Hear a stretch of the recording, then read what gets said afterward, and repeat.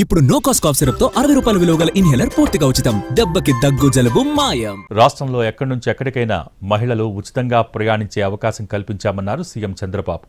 ఆడబిడ్డలకు మహర్దశ వచ్చే వరకు అండగా ఉంటామని హామీ ఇచ్చారు. 5 రకాల బస్సుల్లో మహిళలు ప్రయాణించవచ్చు. 2.62 కోట్ల మంది మహిళలకు లబ్ధి చేకూరనుంది. సూపర్ 6 సూపర్ హిట్ అయిందన్నారు సీఎం చంద్రబాబు. రాష్ట్ర పునర్నిర్మాణ దిశగా అడుగులు వేస్తున్నామని అన్నారు.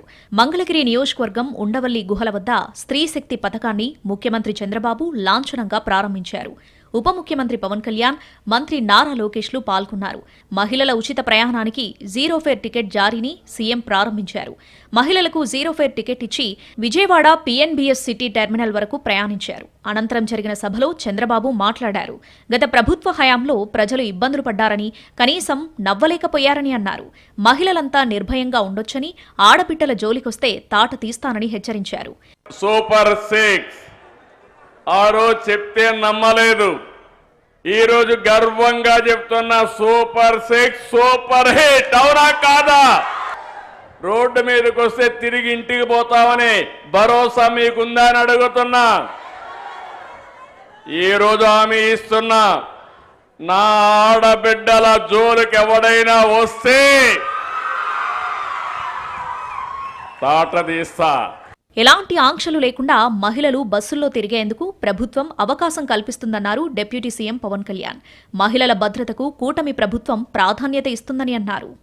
రాష్ట్రం మొత్తం ఎలాంటి ఆంక్షలు లేకుండానే తిరిగేందుకు ప్రభుత్వం ద్వారా అవకాశం కల్పిస్తున్నాం. Palle Velugu, ultra Palle Velugu, express, city ordinary, city metro express బస్సుల్లో మహిళలంతా ప్రయాణించవచ్చు. మహిళా ప్రయాణికులందరికీ జీరో షేర్ టికెట్ జారీ చేసి ప్రయాణానికి అనుమతిస్తారు. ఉచిత ప్రయాణంతో పాటు మహిళా ప్రయాణికుల భద్రత కూడా కూటమి ప్రభుత్వం అత్యంత ప్రాధాన్యత ఇస్తుంది. మహిళలు 5 రకాల బస్సుల్లో రాష్ట్రమంతటా ఉచిత బస్సు ప్రయాణం చేసేందుకు ప్రభుత్వం వెసులుబాటు కల్పించింది. Palle Velugu, ultra Palle Velugu, city ordinary, express, metro express బస్సుల్లో మహిళలు ఉచిత ప్రయాణం చేయవచ్చు. ప్రభుత్వ గుర్తింపు కార్డు చూపించి మహిళలు ఉచితంగా ప్రయాణించే అవకాశం ఉంది. ఆధార్, ఓటర్, రేషన్ కార్డు చూపించి బస్సుల్లో ప్రయాణించొచ్చు. స్త్రీ శక్తి పథకం ద్వారా 2.62 కోట్ల మంది మహిళలు లబ్ధి పొందనున్నారు.